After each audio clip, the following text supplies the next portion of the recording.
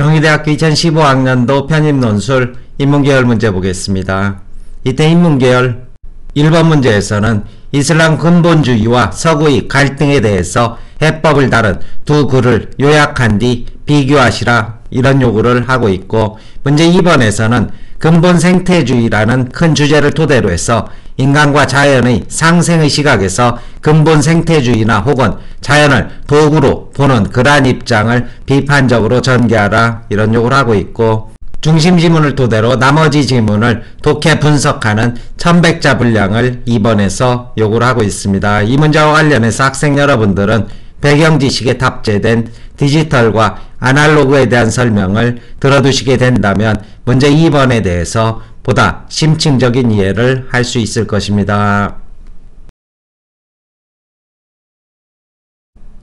문항별로 서술 방향 확인하겠습니다. 문제 1번에서는 제시문 가와나의 내용을 요약하고 비교하라 이런 요구를 하고 있고, 이때 제시문 가와나에서는 샤를리 에브도 사건을 중심 소재로 삼고 있습니다. 이 샤를리 에브도는 프랑스에서 주간으로 발행되는 풍자 전문 잡지인데, 이 잡지에서 이슬람에 대해서 지속적인 풍자를 해오면서 결국 이슬람 근본주의자들에 의해서 편집국이 테러를 당한 그러한 사건을 둘러싸고 가와나에서 보이는 이러한 해법의 시각차를 서술하라 이런 요구를 하고 있습니다. 따라서 비교인 만큼 전체적으로 공통주제로 도입을 하는 것이 무난할 것이고, 공통주제는 이슬람과 서구의 갈등 해법에 대해서 다루고 있지만 그 해법의 전개 과정에서 시각차를 노출한다 이런 정도 도입하시면 될 것이고, 제시문 가에서는 인간의 보편적 동질성을 회복하자 이러한 시각에서 서구가 이슬람에 갖고 있는 이러한 편견과 차별의식을 없애는 것이 근본적인 해법이다 이러한 입장을 전개를 하고 있습니다. 유럽의 무슬림계가 직면한 열악한 사회적 정치적 상황과 심리적 박탈감을 지적을 하면서 테러 사태로 인해 촉발된 표현의 자유 논쟁이 결국 편향적이다 서구 중심의 그러한 시각을 보이고 있는 만큼 민주주의에 기반한 공생의 자세를 서구에서 가질 때, 즉 우리와 그들의 이분법을 넘어서 평등주의적 접근을 할 때 문제를 근본적으로 해결할 수 있다 이러한 시각을 전개하고 있다면, 제시문 하에서는 이슬람 근본주의에 내재된 열등감을 그 문제의 원인으로 꼽고 있습니다. 따라서 이슬람 자체에서 근본주의자들이 자신의 열등감을 먼저 해소하는 것이 선결과제이다. 테러범들이 이슬람 근본주의에서 드러나는 서구에 대한 질투심과 적대감이 결국 문제거리가 되는데, 그들은 서구적 기준을 이미 내면화하고 자신에 대한 열등감을 테러로 분출할 뿐이다. 포용을 주문하는 이러한 서구의 자유주의적 대응은 그들의 열등감을 더욱 자극시킬 뿐인 만큼 이슬람 스스로 이러한 열등감에서 벗어날 필요성이 있다 이러한 지적을 하고 있습니다. 따라서 매듭 부분에서 차이의 기준 서술에 있어서 해법의 주체를 바라보는 시각에 있어서 가는 인간의 본원적 동질성에 대한 회복을 촉구한다. 서구사회 즉 테러를 당한 피해자들이 각성함으로써 평등의식을 좀 더 가져야 한다 이러한 입장을 전개한다면, 나에서는 이슬람 스스로 열등감에서 벗어나 자신을 주체적으로 인식할 때 서구에 대한 무분별한 테러를 그리고 무의미한 테러를 스스로 멈추게 될 것이다 이러한 시각을 노출한다. 이렇게 제시문의 핵심 주제를 파악할 수 있을 것입니다. 문제 2번에서는 중심 지문인 제시문 바의 내용을 요약하고 이를 바탕으로 다라마에 나타난 삶의 태도를 논술하라, 분석하라 혹은 비판하라 이런 요구가 될 것이고, 역시 중심 지문에는 알파, 베타라는 두 가지 요소가 포함되어 있다면 나머지 제시문에는 알파, 베타, 알파 이런 식으로 조금씩 부족한 부분을 포함시킴으로써 분석 및 비판의 대상으로 삼고 있다. 이렇게 문제의 설계를 이해할 수 있을 것이고, 제시문 바에서는 공생의 윤리를 주장을 하고 있습니다. 공자의 생태주의는 인간을 위한 자연의 사물화, 자연을 위한 인간의 도구화를 모두 경계하면서 자연은 인간과 더불어 세계를 구성하는 또 하나의 주인공인 만큼 인간과 자연 모두 소중하게 이렇게 다루어야지 상대를 수단이나 도구로 여겨 자연과 인간이 각각 상대를 수단이나 도구로 여겨 소외시키는 누구를 위한다는 논리를 경계하자 이런 입장을 전개함으로써 인간과 자연 즉 알파와 베타의 모두 균형적인 시각을 보여주고 있다면, 나머지 제시문은 다소 편향적인 시각을 보임으로써 분석적 비판의 대상이 된다 이렇게 파악할 수 있을 것입니다. 일단 제시문 하에서는 농촌의 상품화 현상을 보여줌으로써 자연이 인간의 소비상품으로 전락한다 이러한 시각을 소설을 통해서 전개를 하고 있습니다. 농촌의 일상이 도시인에게 상품으로 소비되고 있는데 이는 자연과 농촌이 여가나 휴식의 이름으로 상품 즉 화폐로 전환되는 것으로 인간을 위해서 자연을 도구화하는 것에 불과하다. 자연은 이때 그 본래의 가치를 잃고 가상적인 이미지로 전락하게 되며 이러한 가공적 이미지를 사고파는 인간 또한 본원적 자연으로부터 소외된다 이러한 분석해 주시면 될 것입니다. 결국 인간이 자연을 소외시키면서 상품으로 소외시키면서 인간 자신도 소외되는 경우이다 이렇게 비판적 접근해 주시면 될 것이고 라에서는 근본 생태주의 입장을 전개하고 있습니다. 문명의 이기를 대표하는 자동차의 반생태성을 지적하면서 자연과의 조화로운 삶을 회복하기 위해서는 자동차를 버려야 한다는 이러한 극단적인 주장을 전개함으로써 문명을 포기하고 자연을 섬김으로써 인간을 소외시키는 근본 생태주의적 입장이다. 이러한 공자 시각에서의 비판이 가능하게 될 것입니다. 자연과 더불어 세계의 또 다른 주인공인 인간을 소외시키는 태도가 된다. 인간이 만든 자동차 또한 자연적 산물의 하나인데 이것 자체를 배척하는 태도는 다소 극단적인 근본주의적 입장이 된다. 이러한 식의 비판적 논의 전개 가능하게 될 것이고 제시문 마에서는 시문학을 주고 있습니다. 따라서 시문학에 대한 간단한 이해를 토대로 해서 서술 방향 짚어보도록 하겠습니다. 송경동님의 작품이고 오래산 나무에 대한 은유로 가득 찬 시들 바로 이것이 현실을 외면한 낭만주의적 그런 시문학들을 보면은 벌목해버리고 싶은 충동, 다 찢어버리고 싶은 충동, 이때 벌목은 나무를 벌목하는 것이 아니라 이러한 낭만적, 자연적 시들에 대해서 현실을 외면한 시들은 찢어버리고 싶은 충동을 느낀다 이런 의미가 될 것입니다.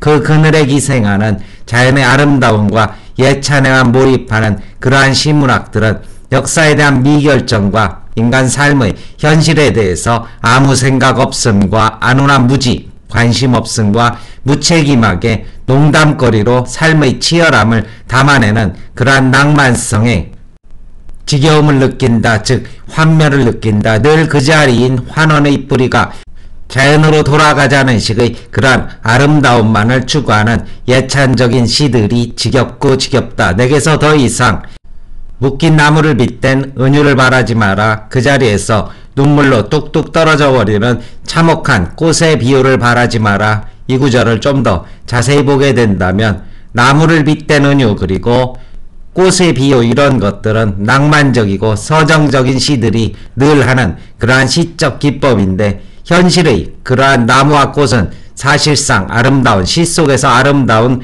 나무와 꽃은 존재하지 않고 현실의 삶은 늘 묶여있고 그리고 눈물로 뚝뚝 떨어져 버리는 그러한 참혹함에 불과한 것이다. 이러한 것을 덮어버리는 나무를 빗댄 은유, 꽃의 비유 이러한 예찬적이고 현실을 미화시키는 그러한 시들을 내게서 더 이상 바라지 마라. 나는 현실의 모습, 삶의 모습을 담아내는 시문학을 전개할 것이다. 이런 정도로 시적 의미를 파악할 수 있을 것입니다.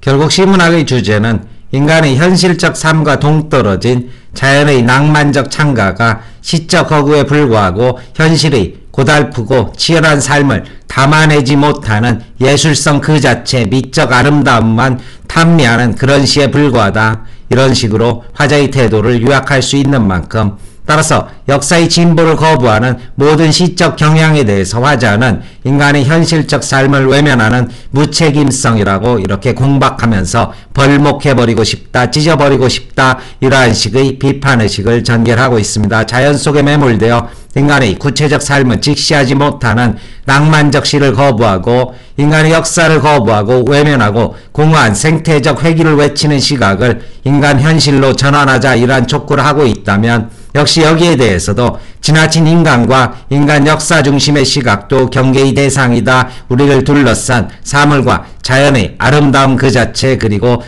자연 속에서 인간이 지닌 가치의 모습을 되돌아보는 그러한 시적 경향과 가치관도 결코 전적으로 무의미한 것은 아니다. 이러한 식의 덧붙임, 논평식 서술 마에 대해서, 시문학에 대해서 가능하게 될 것입니다.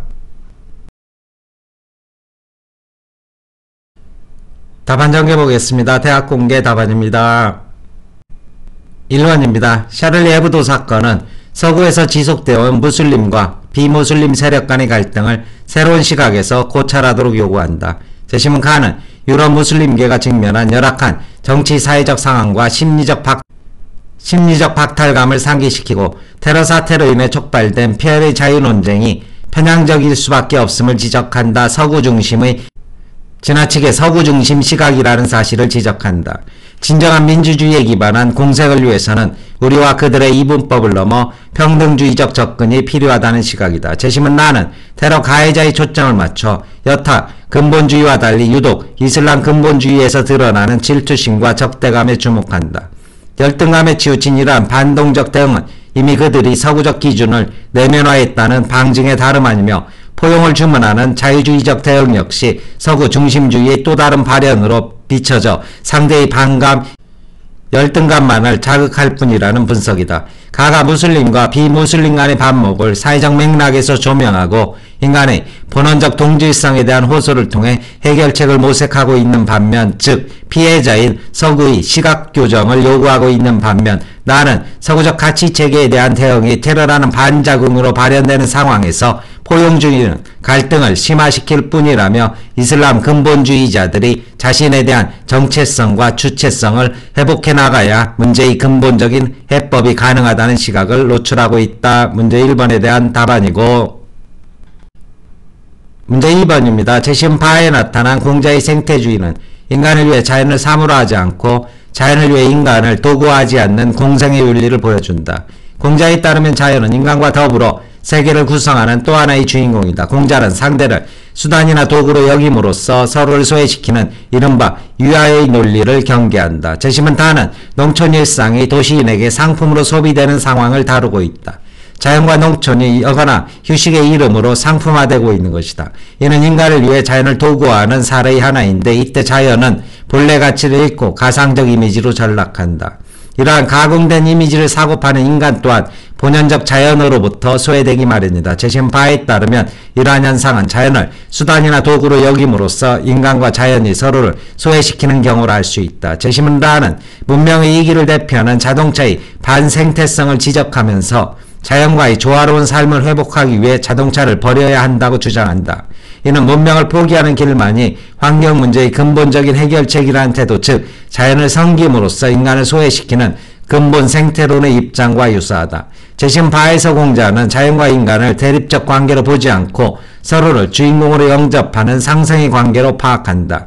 여기에 따르면 재심 라의 주장은 자연과 더불어 세계의 또 다른 주인공인 인간의 문명을 소홀히 하는 지나치게 자연 편향적인 태도라 할 수 있다. 재심 마는 인간의 현실적 삶과 동떨어진 자연 찬가가 시적 허구에 불과하다는 시각이다. 글쓴이는 화자는 역사의식이 결여된 이러한 시적 경향을 비판하면서 시가 인간의 삶에 스며들기를 요구한다. 자연 속에 매몰되어 인간의 구체적 삶을 직시하지 못하는 일군의 생태주의적 시, 그리고 아름다움만 예찬하는 탐미주의적 시를 거부하는 것이다. 따라서 재심 바에 나타난 공자의 생태주의, 즉 인간과 자연의 상생관계를 만들어내기 위해서는 마의 시가 거부하는 몰 역사적 관점으로서의 자연을 인간 현실의 세계로 끌어내릴 필요가 있다. 혹은 재심은 마의 시적 화자는 지나치게 인간 현실 삶에 대한 관심과 인식의 전환을 요구하면서 인간이 살아가고 있는 자연과 외적 환경에 대해서